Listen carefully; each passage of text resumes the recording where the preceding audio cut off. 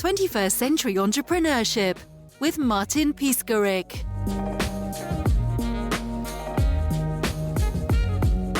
A lot of small businesses struggle with how to really differentiate what makes them different than someone else, and to how to tell a story that is not only effective but also efficient in today's world. People have a attention span that is shorter than ever, and it's really hard for small businesses to take the time to think about what matters most, what sets us apart from our competition, even if you don't have traditional competition in this day and age. That's what we do best. I say that we're the best listeners in the world, because that's what helps us tell the best stories in the world.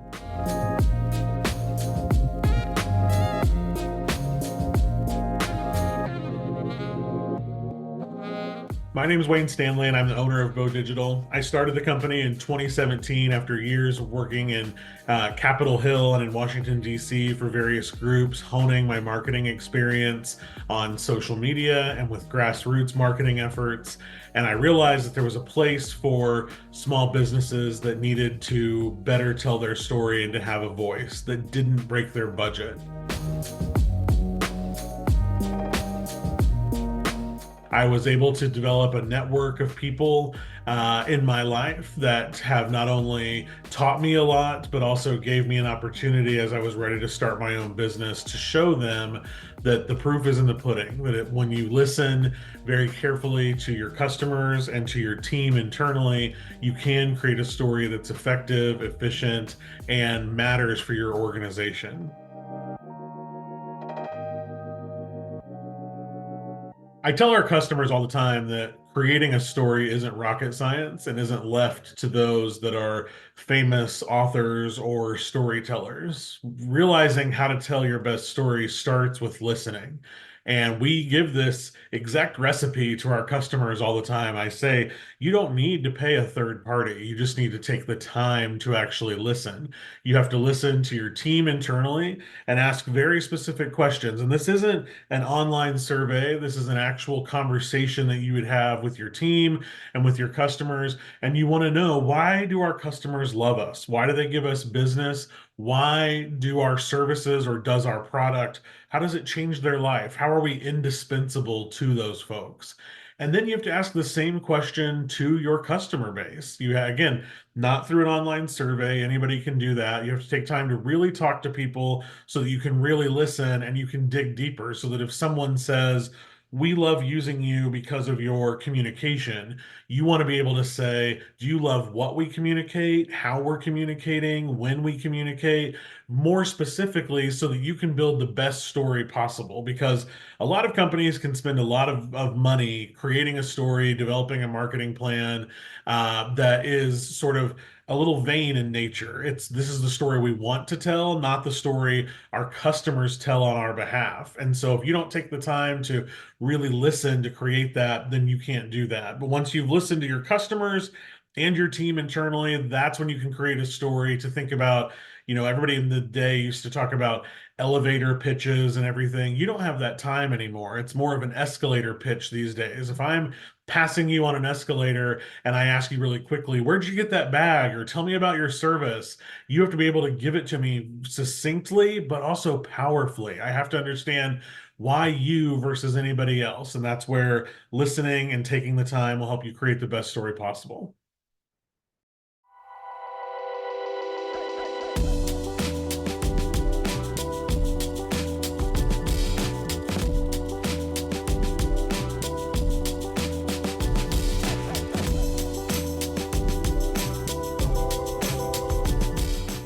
Part of creating a great story for our customers means making sure that we've got a great team in place internally to be able to serve them. We work really hard to make sure that we have a culture that our team wants to perform, that they want to listen and learn, and that they're able to help us create these stories on behalf of our customers, because when we do that, everybody wins in that scenario. In general, I think that it's hard for a lot of small businesses to focus on the culture piece and on their teams when there's so much else happening. Some people don't put the same amount of value on the culture side of things. But for us, making sure that we have a team that's well-oiled, that loves their job and loves what they do, shows in their work. And that's going to show in what we develop and create for our customers. I often tell our customers that this is something that they can be doing themselves as well. That we have seen that when you create a story for your organization, when your branding is good for your company, and you can see business changing or business happening because of the effort that you've put into this process, it will change the way that your employees feel about your company too. It's not just customers that are spending money on you, it's also a change for your employee base. We had a customer once that she had an employee that had been with her for over 30 years. And she kind of challenged me and she said, I don't know why you think you can create a story for us that's better than what we already have.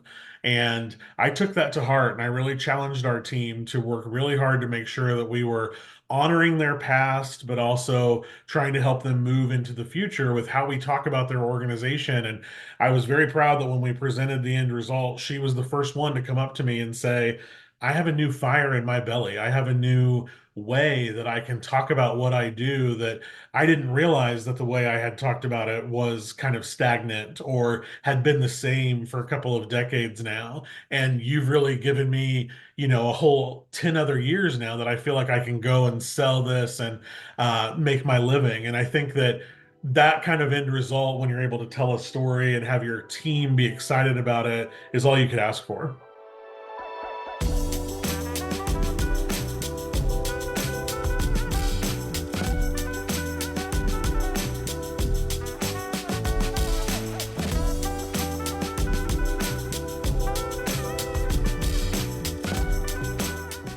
When a lot of people think of storytelling, they think of words on a page, but that's not the way we tell stories anymore. Stories are told via all kinds of different multimedia. We have more messages in our face than ever before. And so I say a lot, especially to our interns, I talk about how there is more opportunity and less opportunity to tell a great story than ever before.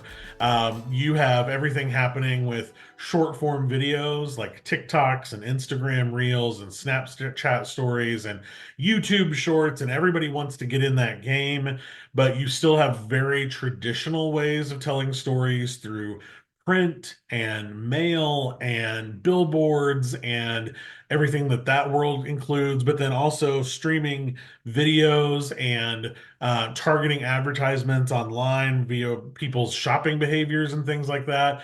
There's more ways to get in front of people than ever before. And so, again, this is where if you start with knowing what your story is and being really effective in knowing this is our message, then it's easier to pick out a vehicle. Otherwise, it's sort of like going to the car dealership and you get overwhelmed because you have no idea what I'm putting in this, how often do I need to drive, where am I going, are the kids coming with me, do I have all my sports equipment, everything else. You don't know any of that unless you've already developed your story. So if you've got that, you're going and you're like, I know that I want this car right here. And then that's when you can decide, I want to do this with social media. This makes more sense for us to go after new customers with newsletters. This makes more sense for us to use SEO and blogs, whatever the case may be, as far as that's concerned. Having that in your pocket makes the rest of your marketing plan easier because we do have more options than ever before, that's for sure.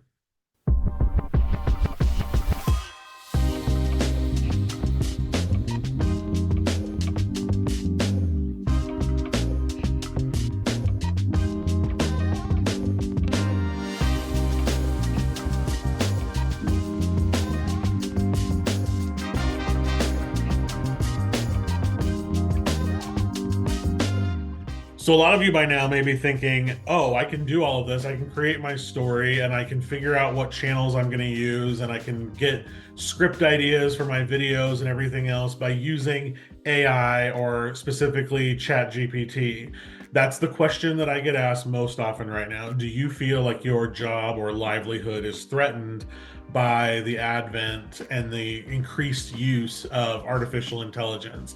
And overall, I say no. I say that, AI is great to jumpstart ideas. It's great to help you get organized. It's great to analyze. But in general, AI is still a tool, not a solution. For a while, I tried to get our team to just not even use it. I was like, we can't be using AI if we're also going to tell original stories. But now we've found a way to use AI to make us even more efficient in what we're doing. And so, like I said, I like to think of it more as use it as an analyzer and a brainstormer, especially if you're a team of one or a team of two, or you've got a lower budget than your competitors may have. It's a great way to kind of see what's going on and give you some ideas, but you still have to have a human to think about your story as a company, the emotions that come with what you're trying to do, and your overall end result goals. Nobody knows your company better than you. We're a long way away from AI really understanding your company in that way. So don't put all of your eggs in the Chat GPT basket.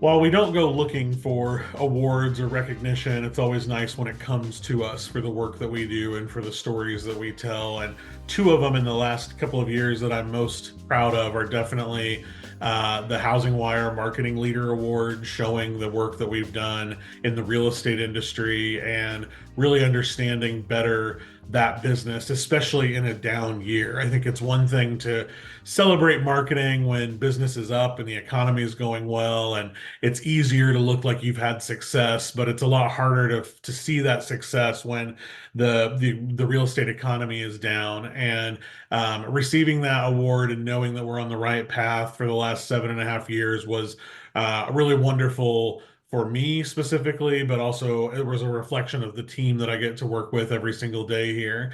And like I said before, the team is really important to me. When I started the company, I set out to make sure that I don't really believe in workplace balance because I don't think anything is ever in full balance, but I believe more in work-life integration. And I wanted to create a company that would allow our team to integrate work into their life because most people work to live, they don't live to work. And so I'm really proud that for the last 3 years in a row, we've been named one of the best places to work in Indiana.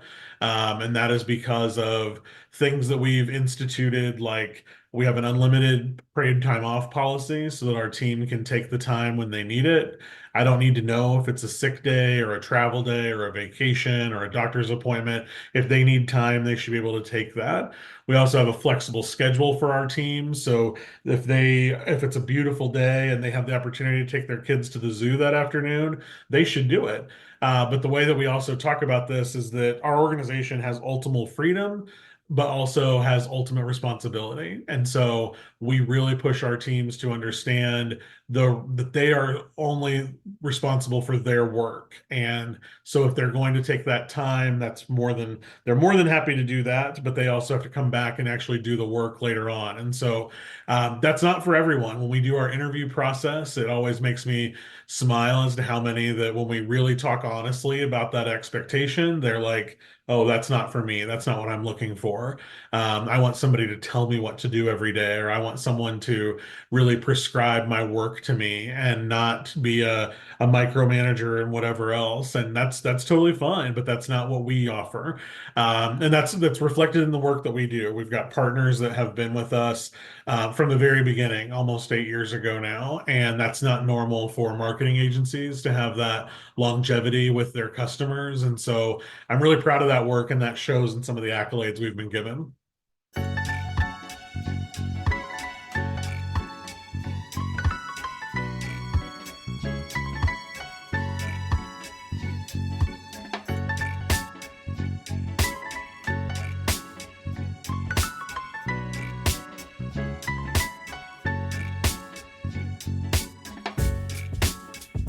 I named Bowe Digital after my grandfather, Glenn Vernon Bowe, and he was the last Bowe in our family. And when it came time to create the company and create a name for it, it made sense to honor him in that way. And He taught me a lot of things in life, including our motto around here, which is work hard, play hard, and respect everyone. And I think his whole ideal of respecting everyone showed in the ways that he was involved in our community. He was a Little League baseball coach for probably 30 plus years. He was in the military, and he had such a respect for him that I will never forget his funeral, the number of people then and even to this day that run into me and say, "Are you Glenn Vernon's grandson?" And will tell me about ways that he changed their life. And I've been lucky that I've had other people, in addition to my grandfather, change my life over the years and be helpful to me. And so we're always looking out for those opportunities in the various communities we serve. Our team is 100% remote, so we don't all work in the same building or the same city. All of us are in the United States, but we're spread throughout 5 or 6 different states at this point. And I encourage our team all the time to let us know for opportunities to give back, because we definitely do the big stuff. We donate to major causes when we get asked to, and things like hunger and cancer research, things like that are always important and top of mind for our giving efforts. But I also encourage our team to give personally and to give locally. And so if there's a group that comes to us and tells us that they lost a sponsor for an event at the last second, it may not be in our budget, but we're going to try to see what we can do to help them out. Because like I said, people did small things in my life that made a huge difference, and I want to give that back to others in whatever way I can. Most of the time that's through us donating, but sometimes it's pro bono work. It looks different depending on the scenario, but it's one of the things that I'm most proud of around here that we do every day that continues to honor my grandparents and their legacy.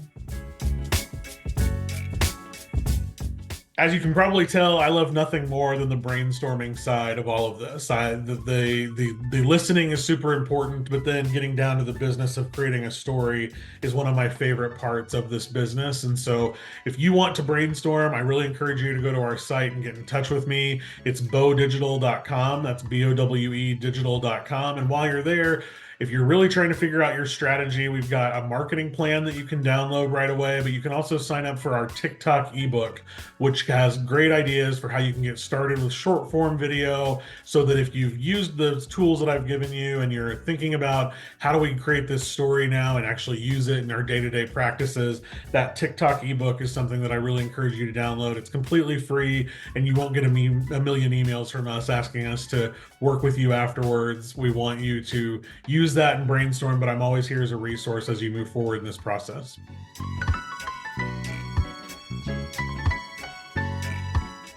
"21st Century Entrepreneurship" with Martin Piskarik.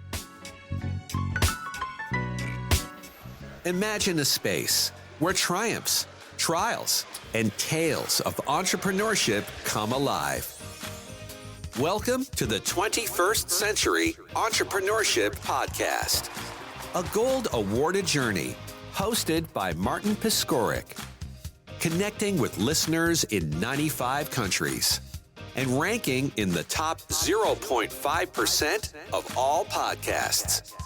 Join our exclusive community, elevate your perspective, and embark on the path to success.